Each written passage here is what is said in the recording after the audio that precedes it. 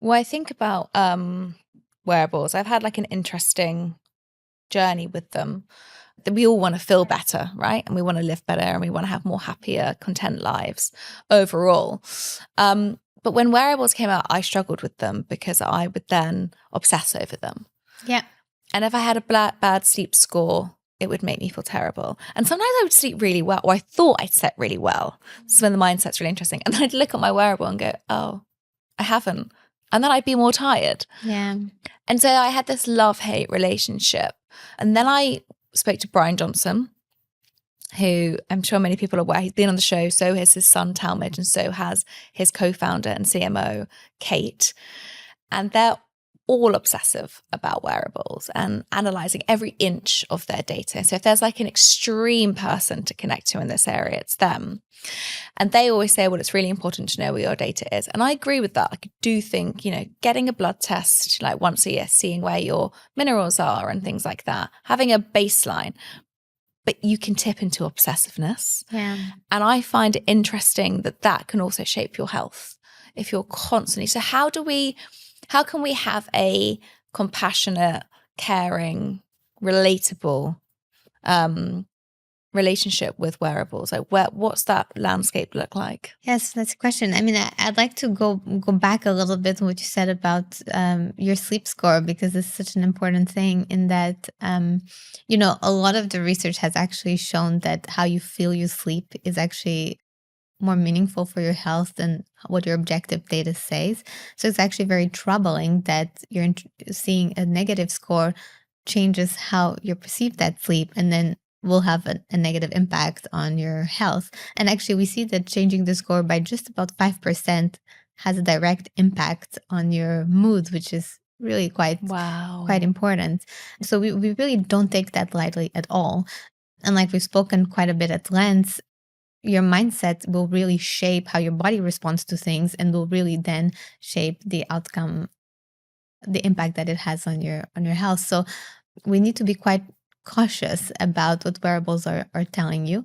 And I think there are ways that you can have a wearable without making it obsessive, without making it addictive, without it disempowering you from yourself, actually. Because I think what a lot of wearables are doing right now is actually distancing you further from your body, right? Because it's almost you become over-reliant on what it's saying, and you stop actually paying attention to what you feel.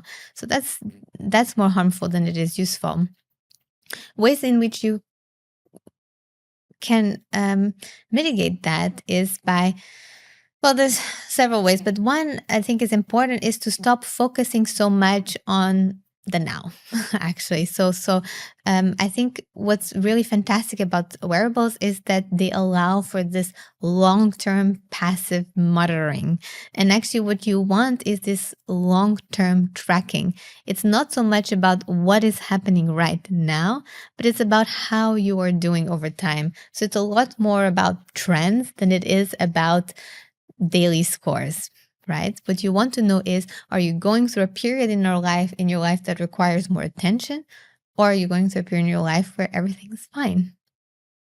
So that's the first thing. We really want people to zoom out and not worry so much about these day-to-day fluctuations, as in a bad sleep won't wreck your day and it won't wreck your life. It's normal.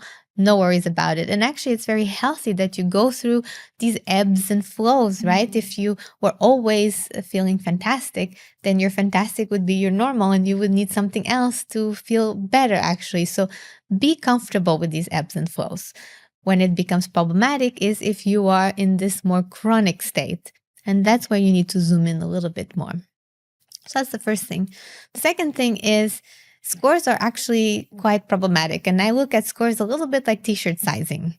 It's a bit guess, and it's very manipulative. So I don't know that you know, but in Europe, for instance, we added like XXS instead to kind of give people this perception that they have smaller sizes than they actually are, right? So t-shirt sizing can be very manipulative, right? Mm-hmm. It's also trying to say something. Scores are a little bit like that as well. And we need to be cautious about it, because while it may seem that it is an easy way for you to interpret your data and to get to understanding what the body is saying, it's actually a barrier between you and what your body is saying, right? Because there's a whole layer that's kind of masking what's really happening. And that layer, a lot of things can go into it. So it's not a very straightforward thing, right?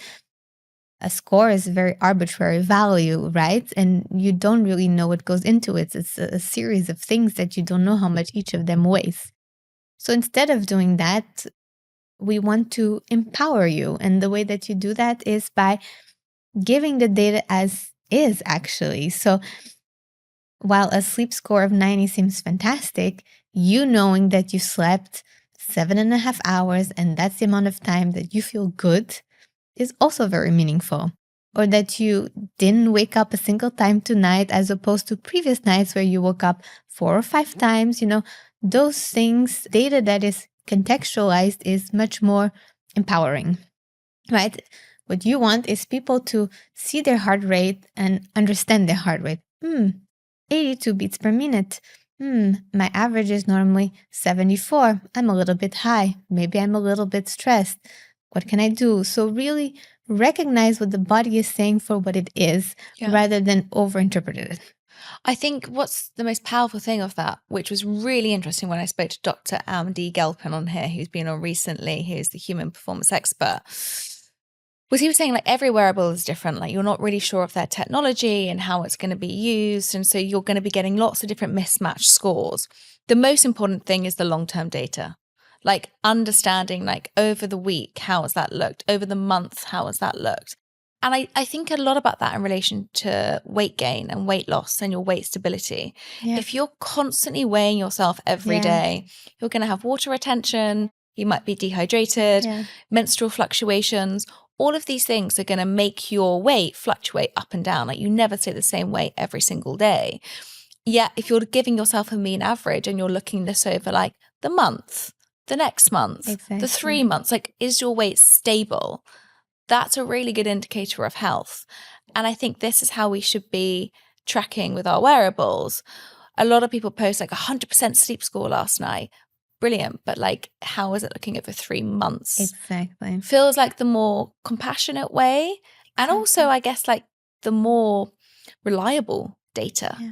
Because if you're also HRV, which is your heart rate variability, which we did speak a lot to Andy Galpin, I'd say go and listen to that episode if you want to know more about it. He was like, if your HRV is going up and down so erratically, constantly, then that's actually an indicator that something's going on. Absolutely.